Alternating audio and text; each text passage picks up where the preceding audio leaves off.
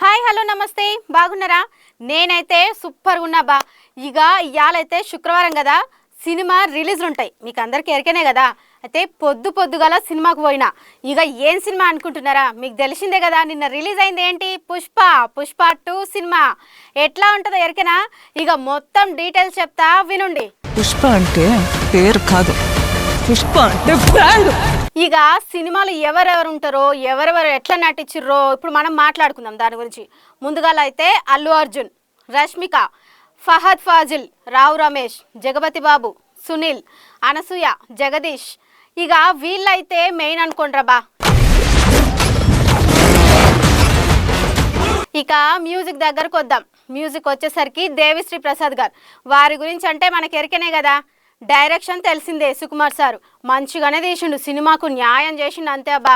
ఇక సినిమా సంగతి చూసుకున్నట్లయితే కొన్ని లోపాలు ఉన్నప్పటికీ ఫ్యాన్స్కి అయితే హై పీచ్ ఇచ్చింది అనుకోండి.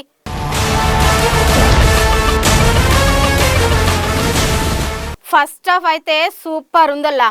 సుకుమార్ అల్లు అర్జున్ హార్డ్ వర్క్ వేరే లెవెల్లో చేశారని సినిమా చూస్తే మాత్రం అందరికీ అర్థమవుతుంది.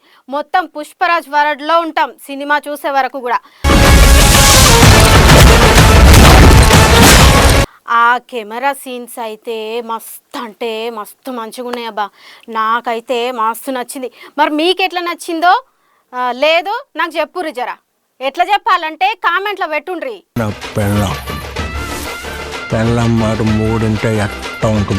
ఇక పాటల విషయానికి వస్తే వచ్చుండయ్యా ఫీలింగ్స్ పాట అయితే వామ్మో, మీరు యూట్యూబ్లో చూసే ఉంటారుగా, కానీ థియేటర్లో చూస్తే ఆ డ్యాన్స్ ఏమన్నా చేసిర్రా. మన అల్లు అర్జున్ రష్మిక అయితే అద్దర కొట్టింది పో.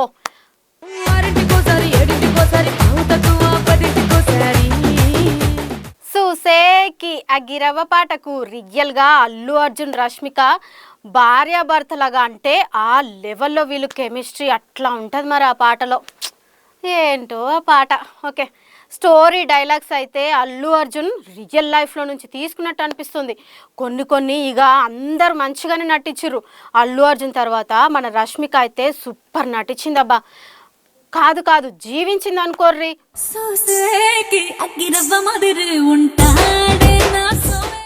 ఇక ఒక్క సీన్లో అయితే జనాలు క్లాప్స్ విజిల్స్ అబ్బబ్బా. మరి ఎట్లా ఉంటుందంటే ఆ సీన్ మీరు కూడా చూడండి, నేనైతే చెప్పా. ఇక బ్యాక్గ్రౌండ్ మ్యూజిక్ అయితే కొన్ని ప్లేస్లో మస్తు ఉందబ్బా. మీకు ఎట్లా అనిపించిందో నాతో షేర్ చేసుకోండి.